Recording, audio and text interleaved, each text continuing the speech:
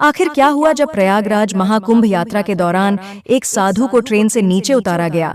साधु के इस अपमान की वजह से उस जगह पर जो चमत्कार हुआ, उसे देखकर आपके भी रोंगटे खड़े हो जाएंगे। दोस्तों, महाकुंभ की तैयारी जोरों शोरों पर है। नए साल के शुरुआती महीने में प्रयागराज में जो महाकुंभ लगने वाला है, चारों ओर उसकी चर्चा है। सभी साधु संत बेसब्री से उसका इंतजार कर रहे हैं, क्योंकि ऐसा महाकुंभ 12 साल में एक बार आता है और इस बार जो संयोग बन रहा है वह 1444 साल बाद बन रहा है। हिंदू धर्म में महाकुंभ का विशेष महत्व है। साल 2025 में प्रयागराज में महाकुंभ लगने वाला है, जो पूरे 12 सालों के बाद लगने वाला है।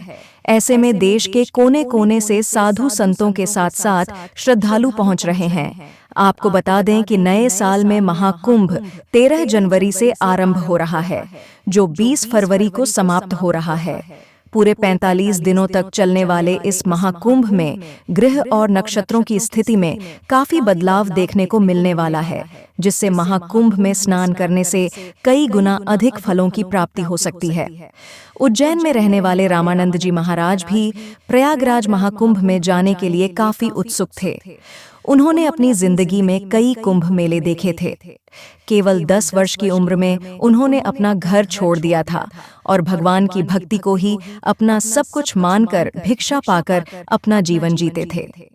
कई लोगों ने उनके चमत्कारों को महसूस किया है। एक बार उन्होंने बिना माचिस के ही दिए जला दिए थे और साथ ही रामानंद जी महाराज अपने भक्तों से मात्र 20 रुपए लिया करते थे और उसका भी इस्तेमाल गरीब बच्चों की पढ़ाई में और लोगों की भलाई में किया करते थे। ऐसे दिव्य संत को सब लोग उज्जैन आकर प्रणाम करते थे। लेकिन जब बारी आई प्रयागराज महाकुंभ जाने की तो उन्हें 1 महीने पहले ही तैयारी करनी थी। वे पैदल यात्रा करना चाहते थे, लेकिन उम्र दराज होने के कारण उनसे इतना चल पाना संभव नहीं हो रहा था, जिस वजह से उन्होंने ट्रेन के माध्यम से प्रयागराज जाने की योजना बनाई। उज्जैन से सीधा प्रयागराज शिप्रा एक्सप्रेस रात्रि 8 बजे चलती है, जिसमें वे टिकट लिए बिना ही चढ़ गए और ट्रेन रवाना हो गई। लेकिन उन्हें इस बात का अंदाज नहीं था कि उनके टिकट न लेने की वजह से उनका बहुत बड़ा अपमान होने वाला है। रामानंद जी महाराज ट्रेन की ऊपर की बर्थ पर जगह देखकर अपना कंबल ओढ़कर सो गए थे। लेकिन सुबह 8 बजे पर दमोह स्टेशन आने पर अचानक टीसी सबके टिकट देखने आ गया। एक एक करके सभी लोग अपना टिकट उसे दिखा रहे थे। तभी उसने रामानंद जी महाराज से कहा कि मुझे आपका टिकट बताइए। तब उन्होंने कहा कि मेरे पास कोई टिकट नहीं है, मेरे पास राम नाम के अलावा कोई और पूंजी नहीं है। मुझे तो बस महाकुंभ में शामिल होने जाना है। तुम मुझे तीर्थ यात्रा के लिए सहयोग प्रदान करो, भगवान तुम्हें आशीर्वाद देंगे। लेकिन वह टीसी मुस्लिम धर्म से था और वह अपने धर्म का कट्टर था। साधु महाराज के पास टिकट नहीं होने पर उसने उन्हें जलील करना शुरू कर दिया, उन्हें अपमानित करना शुरू कर दिया। उसका कहना था कि चले आते हैं फ्री में यात्रा करने, अगर टिकट के पैसे नहीं हैं तो पैदल प्रयागराज जाओ। उन्होंने साधु महाराज का हाथ पकड़कर ऊपर की बर्थ से नीचे उतार दिया। तुरंत ट्रेन को रोका गया और दमोह स्टेशन पर ही साधु महाराज का अपमान करके उन्हें ट्रेन से नीचे उतार दिया गया। उस समय ट्रेन का स्टॉप बना हुआ था। ट्रेन 15 मिनट वहां पर रुकने वाली थी। लेकिन उस मुस्लिम टीसी को इस बात का अंदाजा नहीं था कि रामानंद जी महाराज काफी चमत्कारिक साधु संत हैं। जो होने वाला था, उस घटना से पूरा दमोह शहर ही कांप गया, क्योंकि 15 मिनट के स्टॉप के बाद जब पुनः ट्रेन को शुरू करना चाहा तो ट्रेन आगे बढ़ने को तैयार ही नहीं हुई। मानो ऐसा लग रहा था ट्रेन एक ही जगह पर जम गई हो। वे साधु महाराज सामने ही टेबल पर ध्याना अवस्था में बैठ गए थे। ऐसा लग रहा था मानो ट्रेन का इंजन खराब हो गया है। आधे से 1 घंटा हो चुका था, लेकिन ट्रेन आगे नहीं बढ़ पा रही थी। ट्रेन के पहिए आगे बढ़ने का नाम ही नहीं ले रहे थे। कुछ मैकेनिकल इंजीनियर को बुलाया गया और ट्रेन के इंजन को चेक कराया गया, लेकिन इसी बीच खतरा बढ़ता जा रहा था, क्योंकि आगे पीछे से ट्रेन आने की संभावना थी।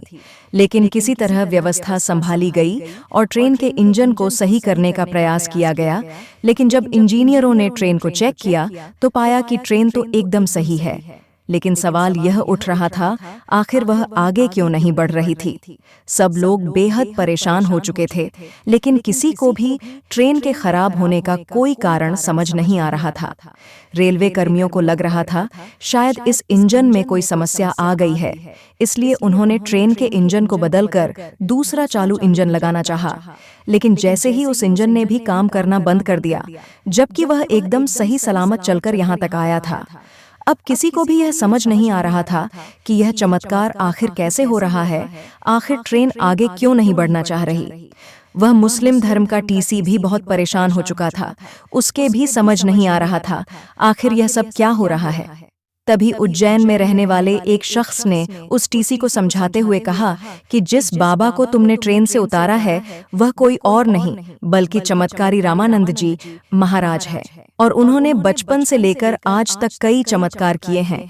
तुमने उनका बहुत अपमान किया थे, उनको बहुत जलील किया और धक्के मारकर उन्हें ट्रेन से नीचे उतार दिया। यह बहुत बड़ा पाप है और इसी पाप का सिला तुम्हें इस रूप में मिल रहा है जहां पर हमारी ट्रेन आगे नहीं बढ़ पा रही है। तुम ध्यान से देखोगे तो अभी भी वह सामने कुर्सी पर ध्यान अवस्था में बैठे हुए हैं, क्योंकि वह जानते हैं कि यह ट्रेन उन्हें लिए बिना आगे नहीं बढ़ेगी।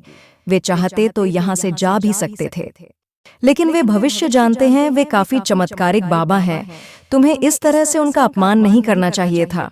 इतना सुनने के बाद उस मुस्लिम टीसी को अपनी गलती का एहसास हुआ और उसने सामने बैठे रामानंद जी महाराज के पैरों में गिरकर उनसे माफी मांगी। उसका कहना था कि बाबा मुझसे बहुत बड़ी गलती हो गई है, पद और प्रतिष्ठा के अभिमान में इंसानियत को भूल गया। मुझे समझना चाहिए था कि साधु संतों ने इस दुनिया को बहुत कुछ दिया है। आज जब वह हमसे कुछ मांग रहे थे तो यह हमारी जवाबदारी बनती थी कि हम उन्हें तीर्थ यात्रा के लिए सपोर्ट करें। मैं अपनी इस गलती के लिए आपसे माफ मांगता हूँ और कृपया करके हमारी ट्रेन में फिर से एक बार बैठिए ताकि हम हमारे यात्रा की शुरुआत कर सकें। रात से दोपहर के 12 बज गए थे। सुबह 8 बजे से लेकर 12 बजे तक ट्रेन दमोह स्टेशन पर खड़ी थी। उस मुस्लिम टीसी ने साधु महाराज से विनती करी, आगे पीछे से बहुत सारी ट्रेनों के आने के समय नजदीक आ रहे हैं। अगर आप हमारे साथ इस ट्रेन में नहीं बैठेंगे, अगर यह ट्रेन आगे नहीं बढ़ेगी तो सैकड़ों यात्रियों की जान को नुकसान हो सकता है। रामानंद जी महाराज आज अपने भक्तों से बड़ा प्रेम करते थे और हर भक्त में भगवान का स्वरूप देखते थे। वे किसी भी यात्री की जान को हानि नहीं पहुंचाना चाहते थे, लेकिन उन्होंने ट्रेन में चढ़ने से पहले टीसी के सामने एक शर्त रखी। सबसे पहली शर्त थी, अगर कोई भी साधु या कोई भी असहाय व्यक्ति इस ट्रेन में बिना टिकट चढ़ता है तो तुम्हें उसकी समस्या समझकर उसे सहयोग करना है, न कि उसका अपमान करना है। और दूसरी शर्त यह थी, इस पूरे महाकुंभ मेले के दौरान अगर कोई भी इंसान तीर्थ यात्रा पर जाना चाहता है तो तुम यह नहीं देखोगे कि उसके पास टिकट या पैसा है कि नहीं, तुम उस यात्रा में उसका सपोर्ट करोगे, जिससे तुम्हें भी उसका पुण्य फल प्राप्त होगा, क्योंकि किसी को तीर्थ यात्रा कराना बहुत ही ज्यादा पुण्य कार्य होता है। टीसी ने उन रामानंद महाराज की दोनों शर्तें स्वीकार कर लीं और उन्हें सम्मान पूर्वक उसी सीट पर बिठाया जहां पर वह पहले बैठे हुए थे। और चमत्कार कुछ ऐसा हुआ कि जो इंजन पिछले 5 घंटों से बंद पड़ा था, अब एक तेज आवाज निकली और आगे बढ़ने के लिए तैयार हो गया। जैसे ही लोको पायलट ने ट्रेन को आगे बढ़ाना चाहा, इस बार ट्रेन के पहिए आगे बढ़ने लगे, मानो रामानंद जी के आदेश पर एक जगह जम गए थे, और अब उनके ट्रेन में बैठते ही ट्रेन के पहिए भी आगे बढ़ने लगे थे।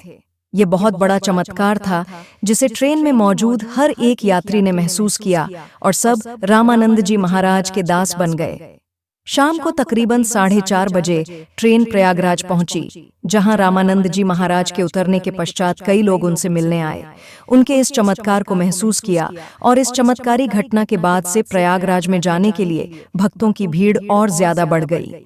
रामानंद जी महाराज ने प्रयागराज पहुंचते ही इस चमत्कारिक घटना के बाद से दुनिया भर में अलग अलग ट्रेनों में महाकुंभ जाने के लिए यात्रियों की भीड़ लग गई।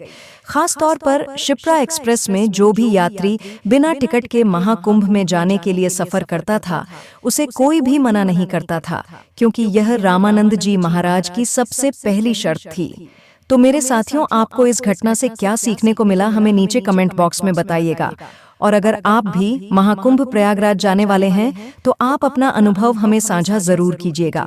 और अगर वीडियो पसंद आई हो तो लाइक करें, साथ ही हमारे चैनल को सब्सक्राइब करके बेल आइकन को प्रेस कर लें, ताकि आपको हमेशा ऐसे सत्य चमत्कारिक घटनाएं देखने को मिलता रहे। प्रेम से बोलो हर हर महादेव।